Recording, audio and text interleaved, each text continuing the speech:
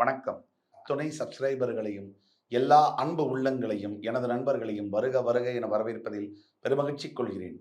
இறை வணக்கத்தை கூறி எப்போ போல இந்த வீடியோ தொடங்குவோம். வக்கரதுண்ட மகாகாய சூரியகோடி சமப்பிரபக அவிக்னம் குருமே தேவ சர்வகாரியேஷு சர்வதா. தென்னாட்டுடைய சிவனே போற்றி, என் நாட்டவர்க்கும் இறைவா போற்றி.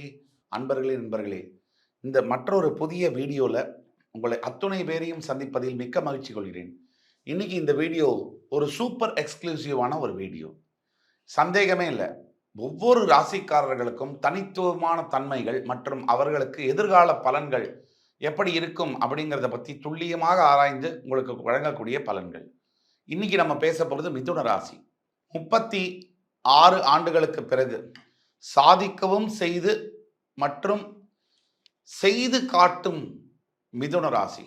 36 ஆண்டுகளுக்கு பிறகு சராசரியா மிதுன ராசி என்பது ஒரு காலபுருஷனுடைய 3ஆம் வீடு. இந்த மிதுன ராசியில் பிறந்த நீங்கள் முதல்ல உங்களுக்கு மனதுக்குள்ள ஏதோ ஒரு கணக்கு ஓடிட்டே இருக்கும். அந்த கணக்கு பலவிதமான கணக்குகள். ஒரு விஷயத்தை 10 மாதிரி செய்யலாம் அப்படிங்கிற கணக்கு மனசுக்குள்ள உங்களுக்கு ஓடிக்கிட்டே இருக்கும். அந்த கணக்கு நிற்காத ஓட ஓட ஓட கடைசியா கிடைச்ச பலன் என்ன? எவ்வளவோ யோசிச்சேன், ஒரு காரியத்தை செய்து முடிச்சேன், அதுலேருந்து ஒரு பலன் இருக்கணும்ல, அந்த பலன் உங்களுக்கு பிரயோஜனமாக இருக்கா அப்படின்னு நீங்க கேட்டா நிச்சயமா இல்லை. நீங்க எடுக்கக்கூடிய எஃபர்ட், நீங்க போடக்கூடிய உழைப்பு, உங்களுக்கு இருக்கக்கூடிய புத்தி எல்லாமே மற்றவர்களுக்கு பயன்படுகிறது. அது என்னைக்கு உங்களுக்கு பயன்பட ஆரம்பிக்கிறதோ அன்றைக்கு தான் நீங்கள் வாழ்க்கையில மிகப்பெரிய உயரத்தை எட்டப் போகிறீர்கள். அது எப்படி நம்ம பக்கம் திருப்புவது? அதுக்கு முன்னாடி உங்கள் ராசியில் இருக்கக்கூடிய 3 நட்சத்திரங்கள், அதை பற்றி நம்ம பார்த்தே ஆகணும். மிருகசீரிடம், திருவாதிரை, புனர்பூசம். இந்த புனர்பூசத்தில் 4ஆம் பாதத்தில் அது கடகராசிக்கு போயிடும். மிருகசீரிடம் 2 பாதங்கள், திருவாதிரை 4 பாதங்கள், 6 பாதங்கள் அண்ட் புனர்பூசம் 3 பாதங்கள் முடிய உங்களுடைய ராசியில் வருது. இதில் முக்கியமான ஒரு விஷயம் என்னன்னு கேட்டீங்கன்னா, மிருகசீரிடம் என்பது செவ்வாயுடைய நட்சத்திரம், திருவாதிரை என்பது ராகுவுடைய நட்சத்திரம் அண்ட் புனர்பூசம் என்பது குரு பகவானுடைய நட்சத்திரம். புதனுடைய வீட்டில் செவ்வாய், ராகு, புதன், செவ்வாய், ராகு, குரு. ஒரு புதன் பகவானுடைய வீட்டில் செவ்வாய், ராகு, குருவுடைய நட்சத்திரங்கள் வருது. இதில் புதனுக்கு ஆகவே ஆகாத நட்சத்திரம் என்பது மிருகசீரிட நட்சத்திரம். புதனுக்கு ஓரளவுக்கு நல்ல நட்பு உள்ள கிரகம் என்பது ராகுவுடைய திருவாதிரை நட்சத்திரம். அதுலேயும் சில குறைபாடுகள் இருக்கு, நான் சொல்றேன். ஆக ராகு என்பது மிக நட்பான கிரகம், குரு என்பது நட்பு இல்லாத கிரகம். புதன் பகவானுக்கு செவ்வாயினாலும் ஆகவே ஆகாது, குருனாலும் ஆகாது. ராகுவிலையும் ஒரு சில பிரச்சனைகள் இருக்கு திருவாதிரை நட்சத்திரத்தில். ஆனால் அது என்ன பிரச்சனைங்கிறத பற்றி நான் சொல்கிறேன். முதல்ல இந்த செவ்வாய் நட்சத்திரத்தை பார்ப்போம். ஒருவேளை ஒரு மனிதன் மிதுன ராசியில் மிருகசீரிட நட்சத்திரம் 3ஆம் பாதம் மற்றும் 4ஆம் பாதத்தில் பிறக்கிறார் என்று வைத்துக்கொள்வோம். கிட்டத்தட்ட ஒரு 3 வருஷம் செவ்வாய் திசை இருக்கும் அவருக்கு, அப்ராக்சிமேட்டாக சொல்கிறேன், தோராயமாக. பிறகு ராகு திசை என்பது 18 ஆண்டுகள், 21 வயசோடு முடியும். அதற்கு பிறகு குருவுடைய திசையானது 16 ஆண்டுகள், கிட்டத்தட்ட ஒரு 36 வயசு வரும்போது இந்த குரு திசை முடிஞ்சு சனி திசை ஆரம்பிக்கும். அந்த சனி அவருடைய சொந்த ஜாதகத்தில் ஓரளவுக்கு சுபத்துவ அடிப்படையில் இருக்கும்போது, மிதுன ராசி என்பவராகிய இந்த 36 வயசுக்கு 37 வயசுக்கு சனி திசை ஆரம்பிக்கும் போது டோட்டலா வாழ்க்கை என்பது நினைத்தே பார்க்க முடியாத அளவில் போய் உட்காரும், உயரத்தில் போய் உட்காரும்.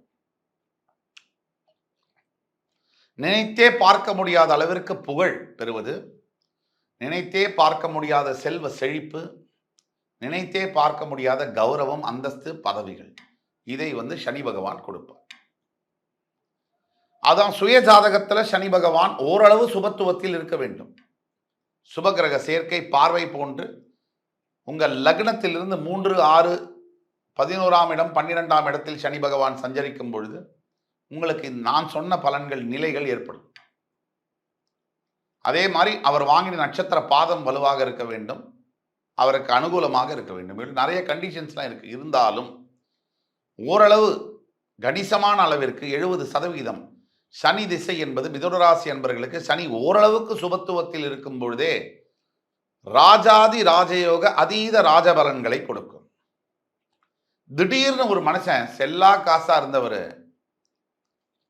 அரசியலுக்கு வருவார், கவுன்சிலர் ஆயிடுவார், மினிஸ்டரும் ஆயிடுவார். சாதாரணமாக ஒரு தொழில் தொடங்குவார், அதை பெரிய தொழிற்சாலையாக வளர்ந்து 100 கோடி, 200 கோடி, 300 கோடி அளவிற்கு வளரும். இதை கண்கூட நம்ம பார்க்கிறோம். இது மிருகசீரிடம் 3ஆம் பாதம் மற்றும் 4ஆம் பாதத்தில் பிறந்தால் இவ்வாறு நடக்கக்கூடிய வாய்ப்புகள் இந்த பலன்களில் ஒரு 50% நடக்கும். ஏன்னா செவ்வாயுடைய நட்சத்திரம் புதனுக்கு ஆகாது.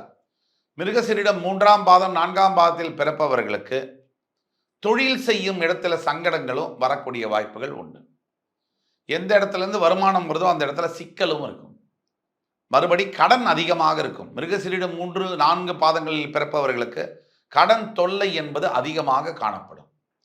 அடுத்தபடியாக திருவாதிரை நட்சத்திரம். திருவாதிரை நட்சத்திரத்தில் மிதுன ராசியில் நீங்க பிறக்கிறீங்கனாலே கண்டிப்பாக உங்களுக்கு சிறந்த வாழ்க்கை என்பது இருக்கும். ப்ரொவைடட் உங்க ராகு பகவான் சுபத்துவ கிரகங்களோட சேர்க்கை பார்வை பெற்றிருக்கும் பட்சத்தில் அந்த 18 ஆண்டு காலங்கள் உங்களுக்கு மிகப்பெரிய கல்வி, மிகப்பெரிய பதவிகள் இதெல்லாம் கொடுக்கக்கூடிய வாய்ப்புகள் இருக்கு. ஆனா அதே திருவாதிரை நட்சத்திரத்தில் பிறந்தவர்களுக்கு உடல் உபாதைகள் கண்டிப்பாக ஏற்பட்டே தீரும்.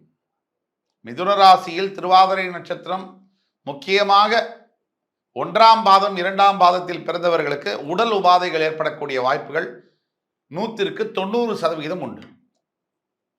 அடுத்தபடியாக புனர்பூச நட்சத்திரம் 3 பாதங்கள். இந்த புனர்பூச நட்சத்திரத்தில் மிதுன ராசியில் பிறந்தவர்களுக்கு வாழ்க்கை துணையில் பிரச்சனை வரும். கணவனாக இருந்தால் மனைவி சரியா அமையறதில்லை, மனைவியாக இருந்தால் கணவன் சரியா அமையறதில்லை. இதுக்கு என்ன காரணம்? மிதுன ராசியின் 7ஆம் இடம், ராசியின் 7ஆம் இடம் என்று சொல்லக்கூடிய தனுசு ராசிக்கு அதிபதியாக குரு பகவான் வந்தாலும் கூட உங்கள் ராசிக்கு குரு பகவான் மாரகாதிபதி மற்றும் பாதகாதிபதியாக செயல்படுவார். உங்கள் வாழ்க்கை துணை உங்களுடைய ஜென்ம விரோதி போல நடந்துக்குவாங்க. உங்களுடைய வாழ்க்கையிலே முக்கியமான எதிரி மாதிரி அவங்க உங்களை பாவிச்சு நடந்துக்குவாங்க. உங்களுக்கே புரியாது. என்னுடைய மனைவி தானே, எல்லாம் கொடுக்குறேன்னு நான் என்னை எதுக்கு எதிர்க்கணும்? ஆனால் எதிர்ப்பாங்க. காரணமே தேவையில்லை. இதே தான் நீங்கள் மனைவியாக இருந்தால் கணவனாக இருந்தாலும் திருப்தியோ சந்தோஷமோ உங்களுக்கு இருக்க முடியாது.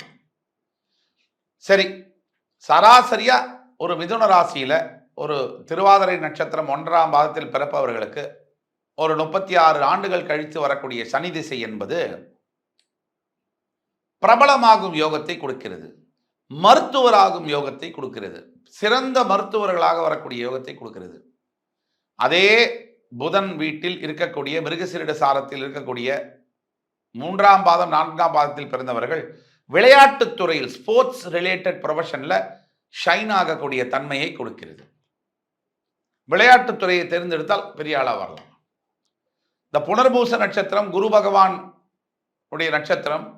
அந்த 3 பாதங்களில் மிதுன ராசியில் பிறப்பவர்கள் பேங்கிங் ப்ரொஃபஷன், ஃபைனான்ஸ் ரிலேட்டட் ஜாப்ல சேரும் போது கொடிகட்டி பறக்கிறாங்க. ஆனா உங்க சுய ஜாதகத்துல புதன் வலுவா இருக்கணும். அது ரொம்ப முக்கியம். ராசிநாதன். ஆக மிதுன ராசிக்கு 36 ஆண்டுகளுக்கு பிறகு ஒரு விடிவு காலம்னா அது சனி திசையில வரப்போகுது. யாருக்கு சனி திசை மிதுன ராசியில வரப்போகுதோ ஓரளவிற்கு உங்க ஜாதகத்துல சுபத்துவத்துல சனி இருக்கும் பொழுது இந்த சனி திசையானது உங்களை ஒரு அரசனாக மாற்றும் அளவிற்கு உங்களுக்கு பலன்களை கொடுத்தே தீரும். சனி பகவான் சசமகா யோகத்தை கொடுக்கக்கூடியவர். செல்வாக்கு, புகழ், அழியா புகழ், இதெல்லாம் கொடுக்கக்கூடிய வல்லமை பெற்ற கிரகம் சனி பகவான். சனி அப்படின்னு சொன்ன உடனே எல்லாரும் அவர் கெடுக்குதாரு, ரொம்ப பிரச்சனை பண்ணுவார் அப்படின்னு நினைச்சிட்டு இருக்காங்க. அப்படி எதுவுமே இல்லை. சனி பகவான் எப்பவுமே எல்லோருக்குமே நல்லதை செய்வதில்லை. யார் நல்லவர்களாக நல்ல கர்மாவை செய்கிறார்களோ அவர்களுக்கு மட்டும் சனி பகவான் நல்லதை செய்வார். யார் கெடுதலை மற்றவர்களுக்கு நினைக்கிறார்களோ சனி பகவான் தக்க சமயத்தில் அவர்களுக்கே அந்த கெடுதலையே செய்து விடுகிறார். இதுதான் சனி பகவானுடைய குணாதிசயம். இதுதான் சனி பகவானுடைய இயல்பு. அவருக்கு பிடிக்காத ராசியாக இருந்தாலும் கூட, பிடித்த ராசியாக இருந்தாலும் கூட, அவரவர் கர்மாவிற்கேற்ப பலன்களை கொடுக்கக்கூடியவர் தான் சனி பகவான். திருநள்ளாறில் வீட்டிலிருக்கும் தர்பாரண்யேஸ்வரர். ஆக மிதுனராசி நேயர்களே, உங்களுக்கு எல்லா விதமான நல்ல பலன்களும் 36 ஆண்டுகளுக்கு பிறகு வரப்போகிறது. அடுத்த புத்தாண்டு என்பது உங்களை வாழ்க்கையில் மிக மிக பெரிய திருப்பு முனையாக இருக்கும். எல்லா வயதினர்களும் மிதுனராசி என்பர்களுக்கு வக்ர பயிற்சியானது அடுத்த ஆண்டு சனி பகவான் நிகழப்போகிற வக்ர பயிற்சி உங்களுக்கு திருப்பு முனையாக அமையும். ஜூன் முதல் நவம்பர் வரை வாழ்க்கையில் எண்ணியே பார்க்க முடியாத சில அற்புத விஷயங்கள் நிகழும். அற்புதங்கள் நிகழ்ந்தே தீரும். அதிசயம் நிகழும். இதுவரைக்கும் மிதுனராசி அன்பர்கள் பட்ட கஷ்டங்கள், நீங்கள் பட்ட அவமானங்கள், நீங்கள் சந்திச்ச, நீங்கள் கேட்ட வார்த்தைகள், சகித்து கொள்ளவே முடியாமல் நீங்கள் பட்ட கஷ்டங்கள், அதாவது ஒரு உறவு என்பது, மனித வாழ்க்கை என்பது உறவை சார்ந்தது. ஏதோ ஒரு உறவு, அது கம்பேனியன்ஷிப் என்று சொல்லுவோம். மகனோ மகளோ நண்பனோ மனைவியோ இல்லை அப்பாவோ அம்மாவோ இல்லை ஒரு யாரோ இருக்கட்டும், உறவை சார்ந்தது. அப்படிப்பட்ட உறவு என்பது மிதுன ராசி அன்பர்களுக்கு அந்த நண்பர்களினால் பாதிப்புகள் அதிகமாக வரக்கூடிய வாய்ப்புகள் உண்டு. நீங்க உதவி செய்யும் போது பார்த்து உதவி செய்யறது இல்லை. நீங்க உதவியை எதிர்பார்க்கும் போது எல்லாரும் யோசிக்கிறாங்க, இந்த உதவியை இவருக்கு செய்யலாமா, செய்தால் நமக்கு என்ன நன்மை என்று யோசிக்கிறார்கள். நீங்க உதவி செய்யும் போது அந்த மாதிரி யோசிக்கல. மனசுல பட்டதை அப்படியே செஞ்சிட்டீங்க. இன்னைக்கு நீங்க ஒரு கஷ்டத்தில் இருக்கும்போது யாரும் உங்களுக்கு உதவி செய்ய முன்வரவில்லை. இந்த தனிக்காட்டு ராஜா மாதிரி தனியா இருக்கீங்க. இதற்கெல்லாம் காரணம் என்ன? உங்களுடைய தாராள மனப்பான்மை. தாராள மனப்பான்மை என்பது இருக்கணுங்க. நான் சொல்றத கேளுங்க. இந்த தாராள மனப்பான்மை என்பது இருக்க வேண்டும். அளவுக்கு அதிகமாக இருக்கக்கூடாது. அளவுக்கு அதிகமாக இருந்ததுன்னு சொன்னா நம்மளோட வாழ்க்கையிலேயே ஆபத்து வந்துடும். ஒருத்தருக்கு உதவி செய்யணும்னா உங்களால முடிஞ்ச உதவியை மட்டும்தான் செய்யணும். உங்களுடைய சக்திக்கு மேல உதவி செய்யும் பொழுது பிரச்சனைக்கு மாட்டிக்கிறீங்க. உங்களுக்கு ஒரு பிரச்சனைன்ற போது நீங்க எதிர்பார்க்கிறது நடக்காம இருக்கு. அது மட்டுமா, இந்த வேலை செய்து கொண்டிருந்த நல்ல வேலையில நல்ல ஒரு பொசிஷன்ல இருந்த மிதுன ராசி அன்பர்கள், குறிப்பா ஐடி தொழிலில் வேலை செய்கிறவர்கள், பேங்கிங் செக்டரில் வேலை செய்யக்கூடியவர்கள், ஃபைனான்ஸ் சம்பந்தப்பட்ட கம்பெனிஸில் வேலை செய்யக்கூடியவர்கள், வேலையை இழந்து நீங்கள் கொஞ்ச காலம் பட்ட அவமானம் என்பது வாழ்க்கையில் மறக்க முடியாத பாடங்கள். அப்போ வேலை மாற்றம் செய்யும் பொழுது கவனமா இருக்கணும். வேலை செய்யறவங்கள்ட்ட எல்லாத்தையும் வெளிப்படையா பேசக்கூடாது. நீங்க எல்லாத்தையும் வெளிப்படையா பேசிட்டீங்கன்னா உங்களுடைய எல்லாமே மற்றவர்களுக்கு தெரிஞ்சிடும். நீங்க நினைக்கிற மாதிரி வெளுத்ததெல்லாம் பால் இல்லைங்க. நீங்க நினைக்கிற மாதிரி எல்லாரும் நல்லவர்கள் இல்லை. அப்ப ஒரு வார்த்தை பேசும்போது 9 தடவை நீங்க யோசனை தான் பேசணும். யோசனை பண்ணி பேசணும். இல்லைன்னா இந்த மாதிரி பிரச்சனைகள் வரது உண்டு.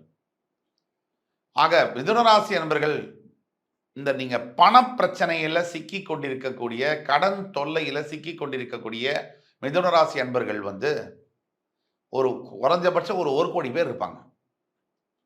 இந்த கடன் தொல்லையால பாதிக்கப்பட்டு வெளியில தலை கூட காட்ட முடியாத, போன் நம்பரை கூட அட்டன் பண்ண முடியாத அளவிற்கு கடன் பிரச்சனைகள், பொண்டாட்டியுடைய வார்த்தைகள், கடினமான மாமியார் மாமனார் கிட்ட இருந்து வர மரியாதை, அவமரியாதை, இதெல்லாம் சகிச்சுக்கிட்டு நடைப்பிணமாக வாழ்ந்து கொண்டிருக்கக்கூடிய பல மிதுன ராசி அன்பர்களை எனக்கு பர்சனலாவே தெரியும்.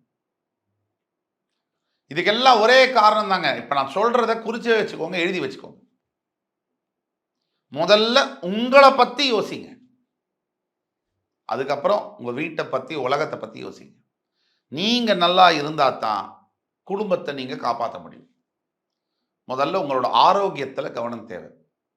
உங்களுடைய வேலை, நீங்க சம்பாதிக்கிறது, அதுல கவனம் தேவை. இரண்டாவது, எல்லார்கிட்டையும் வெளிப்படையா பேசணுங்கிற அவசியம் இல்லை. அளவோட பேசி நிறைவா உறவாடுங்க. மூணாவது, நினைச்ச உடனே அந்த விஷயத்தை செய்யணும்னு நினைக்காதீங்க. நீங்க எடுத்த காரியத்தை உடனே செய்யணும்னு நினைக்காதீங்க. எல்லாத்துக்கும் காலமும் உண்டு, நேரமும் உண்டு. யோசிச்சு எவ்வளவு சீக்கிரம் முடியுமோ செய்யணும். ஆனா யோசிச்சு ஒரு தடவைக்கு 4 தடவை யோசிச்சு ஒரு காரியத்தை செய்யுங்க.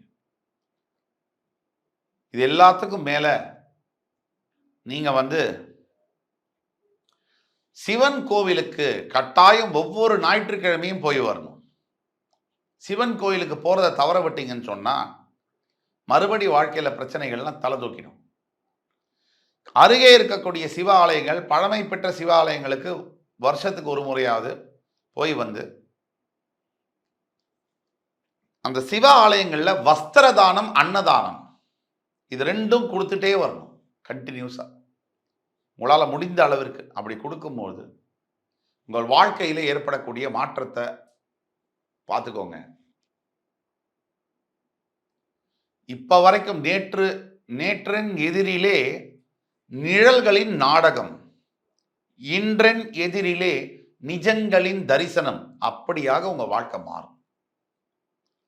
பட்டி தொட்டியில் இருக்கக்கூடிய மிதுனராசி அன்பர்களுக்கும் இந்த காணொலியானது போய் சேர வேண்டும். அப்படி சேரும் பொழுது எங்கோ யாரோ ஒரு மிதுனராசி நண்பர் வாழ்க்கையில மிகப்பெரிய உயரத்தை எட்ட இந்த காணொலி ஒரு ஊக்கமாகவும் ஊன்றுதலாகவும் இருக்கக்கூடும். ஆக உங்க ஃப்ரெண்ட்ஸ் அண்ட் ஃபேமிலிஸ் அண்ட் ரிலேட்டிவ்ஸ்க்கு ஷேர் பண்ணுங்க. இந்த வீடியோ பிடிச்சதுன்னா லைக் பண்ணி, கமெண்ட் பண்ணி, தயவு செய்து சப்ஸ்கிரைப் பண்ணுங்க. ஏனோ ஒரு காரணத்தினால சப்ஸ்கிரைப் பண்ணாம விட்டுடுறீங்க. நோட்டிபிகேஷன் பெல் பட்டனையும் பிரஸ் பண்ணுங்க. அப்பதான் அடுத்து வரக்கூடிய வீடியோ உங்களுக்கு தவறாம வரும். அடுத்து வரும் காணொலியில் மறுபடி என் அன்புமிக்க மிதுனராசி அன்பர்களே, உங்களை மீண்டும் வந்து சந்திக்கும் வரை உங்களிடமிருந்து விடைபெறுவது உங்கள் ஜோதிட கலாநிதி சுபாஷ் பாலகிருஷ்ணன். நன்றி, வணக்கம், வாழ்க வளமுடன்.